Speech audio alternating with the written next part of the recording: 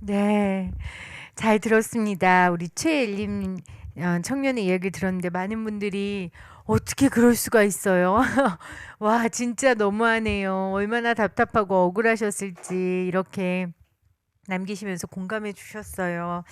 음, 힘들었을 것 같아요. 우리 엘림 씨 얘기 들으면서 그 목소리의 떨림 가운데 아직까지도 속상하고 마음이 아픈 것들이 느껴지는데 이 이직을 한다는 건 사실 큰 결심이거든요. 저도 이직을 해본 경험이 있지만, 근데 그 이직이 그 전 직장 때문에 힘들어졌을 때 그 좌절감, 그 자괴감이 되게 컸을 것 같아요. 근데 그때 그러면 어떻게 좀 마음을 추스렸어요? 그때 이후에 뭐 친구들과 함께 또 이야기도 많이 했었고, 저는 저의 목소리를 내는 거에 대해서 되게, 컸는데, 음. 그때, 공공기관에 연락을 해서 취업방해가 없을 수 있도록 조치도 하였습니다. 아, 그 얘기를 좀 해주시겠어요? 그러니까 취업방해는 사실은 노동법상 불법이거든요. 근데 취업방해를 한 행동을 그러면은 신고를 하신 거예요? 네. 어디 노동청에? 네, 노동청에도 신고하고 제가 약간 공공기관 비슷한 일을 했었는데 네네. 그때 그 산하 기관에 취업방해 하지 않겠다고 하는 서약서도 한번 받은 어, 적은 있습니다. 그니까요. 여러분 목소리를 내셔야 돼요. 제가 또 험한 말 하나 합니다. 지랄을 하셔야 돼요. 네, 정말입니다. 이거는 이 표현 말고 뭐 안 돼요? 유튜브잖아요. 아, 안 돼요? 아, 맞잖아요. 진짜 지랄을 해야 돼요. 그러니까 지랄을 해야 할 때는 하셔야 됩니다. 그런데 여러분들의 지랄을 펼칠 수 있는 많은 제도들이 있거든요. 그 제도들을 이용해서 하시면 됩니다. 혼자 지랄하면 아무도 안 들러줘요. 그러니까 같이 해야 된다는 거 다시 한번 말씀드리고, 우리 엘림 씨 굉장히 잘하셨네요. 알겠습니다. 우리 승희 씨는 나의 이야기를 하겠다라고 이제 신청을 하신 계기가 있으셨어요? 어떤 마음 때문에 이 자리에 나오셨어요? 어, 저는 사실 이 알바를 안 한 지 한 1년 정도 돼서 약간 가물가물하긴 했는데 그때 어떤 감정이 어, 그래도 이제 저는 솔직히 안 할 수 있게 되어서 괜찮아지긴 했지만 다른 음, 청년들이 그렇다고 알바를 안 할 수 있는 환경에 모두가 있는 건 아니거든요. 음. 그래서 이 말을 하면서 조금 다른 분들도 공감을 해주고 제가 좀 위로가 되면 좋겠다 싶어서 나오게 됐어요. 그렇군요. 아까 공적인 이야기를 할 자리가 많이 없었다고 했는데 너무 잘해주셨어요. 제가 얘기 들으면서 굉장히 공감하면서 들었는데, 아까 CS 교육, 이게 이제 그 소비자들을 어떻게 대하는지에 대한 직원들의 교육인데, 이 교육을 받고 나서 오히려 감정이 무뎌졌다고 했거든요. 조금 그 이유를 자세히 설명해 주실 수 있어요? 왜냐면 그 CS 교육이라는 게 어떤 손님을 대할 때 어떤 자세나 태도로 대해야 되는지를 그냥 다 이렇게 입력을 시켜주세요. 그래서 고객님, 어서 오세요. 뭐 이런 네, 거요? 네. 그런 것, 사랑합니다, 고객님. 이거 말씀하시는 거죠? 네네. 근데 뭐 그렇게까지는 아니어도 음.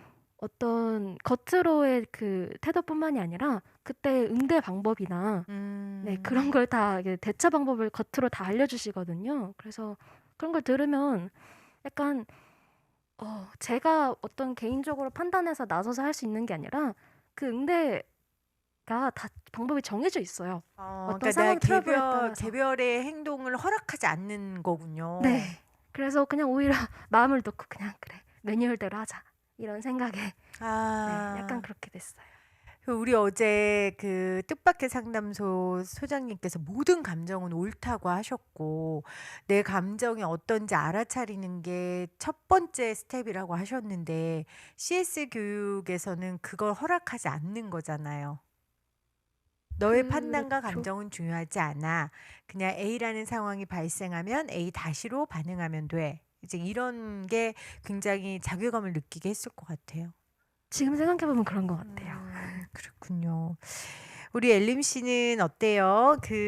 정말 아까 전에도 뭐 그런 인간들이 다 있어요. 꼰대 같아요 하셨는데, 그러니까 다녀왔습니다라는 말을 안 해, 했다고. 네, 보고를 안 했다고. 아. 원래 저희는 교육이 되게 많이 있는 직장이었는데 음. 그 교육이 끝나고 언제 왔는지 다 아시는 상사분께서 네, 보고를 안 했다고 그 친한 부하 직원을 시켜서 그런 일을 했었죠.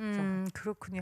사실 저도 직장 생활 처음 시작했을 때 저도 24세 시작했는데 신문 먼저 본다고 그때 이제 종이 신문을 봤는데 신문 먼저 본다고 저를 그렇게 뭐라고 하더라고요. 뭐 신문 먼저 본다고 다른 것도 아닌데 그래서 종이 신문이 없어진 것 같아요. 저 같은 사람들 때문에.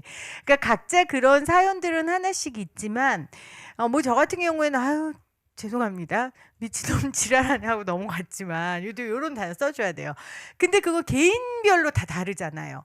개인별로 그 상황에 대처할 수 있는 감정과 받을 수 있는 캐파가 다 다른데 그걸 인정하는 것도 되게 중요할 것 같다라는 그런 생각이 들었습니다. 그래서 우리 엘림 씨는 지금 아이들 가르치는 일 하고 있는데 되게 만족하신다고요. 네.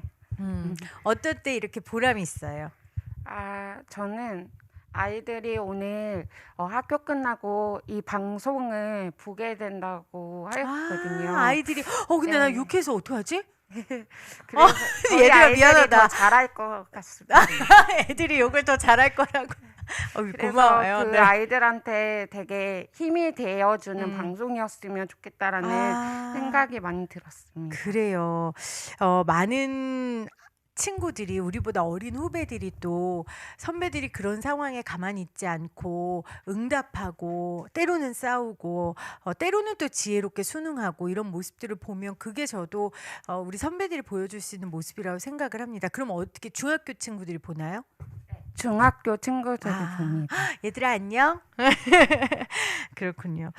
자, 우리 승희 씨한테 좀 물어볼게요. 지금 1년간 아르바이트 쉬고 있다고 하는데 그럼 지금은 취준생 구직 활동 구직자예요?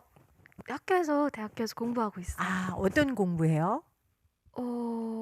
학과 공부.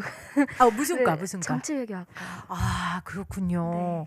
그럼 혹시 국회에 나갈 소망이? 아직까지는 없습니다. 내가 스피치 들을 때 알아챘다니까요. 뭔가 그런 일을 하시는 분 같았는데 그러면 물어봅시다. 정치외교학과니까. 정치권에서 요즘 청년들 얘기 엄청 많이 하잖아요. 어떻게 봐요? 그런 것들을. 청년을 소비하는 현상에 대해서.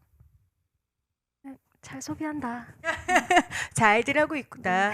이런 거. 좀 아쉬운 점은 없어요? 예를 들어 정말 뭐 헛다리 짚고 있다라든지. 아쉬운 점을 꼽으면 너무 많아서 제가 차마 말씀드릴 수가 음, 없을 것 같아요. 다. 그 정도로 네. 제대로 청년의 문제에 짚는 건 하나도 없군요. 네. 그 우리 엘림 씨는 어때요? 요즘 정말 정치, 문화, 사회, 경제에서 청년이 이슈잖아요. 그런 사회 현상을 보면서 어떤 생각이 드는지가 궁금하네요. 저는 정치에 대해서 잘 모르지만 조금 더 실제적으로 와닿는 그런 정치와 청년들의 이야기를 하셨으면 좋겠다는 생각이 많이 들었습니다. 그래요. 실질적인 정책들을 얘기해 줬으면 좋겠다 하셨습니다. 자, 그러면 우리 이쯤 해서 우리 청년 유니온 아까 김용민 실장님을 한 번 더 모시고 섬 차장님을 모시고 실질적인 좀 얘기를 나눠 볼게요. 우리 수사에 대해서는 이미 질려버렸으니까 우리 차장님은 다시 한번 좀 모시고 얘기를 나눠보도록 하겠습니다. 세팅하는 동안 제가 좀 소개해드리면 전 직장 이야기할 때랑 아이들 이야기할 때 우리 엘림 씨 표정과 말투부터 엄청 다르다고 지금은 다 행복하신 것 같아 다행입니다 하셔서 두 분 가시는 거예요? 네네네. 두 분도 같이 토크하면 좋을 것 같은데 여기 같이 앉으셔서 네 오시면 좋을 것 같아요. 그렇게 남겨주셨고 그리고 가장 먼저 우리 진실된 이야기를 정치권에서 나눠줬으면 좋겠다라고 하셨어요. 그리고 또 하고 싶은 말은 조용히 편지를 쓰는 것도 좋은 방법이라고 하셨고요. 또 어떤 분은 저도 CS 업무 많이 해봐서 공감이 많이 돼요. 전화 끝날 때 수고하세요 한마디만 해도 상담사는 큰 위로가 됩니다. 너무 공감합니다. 이렇게 보내주셨습니다.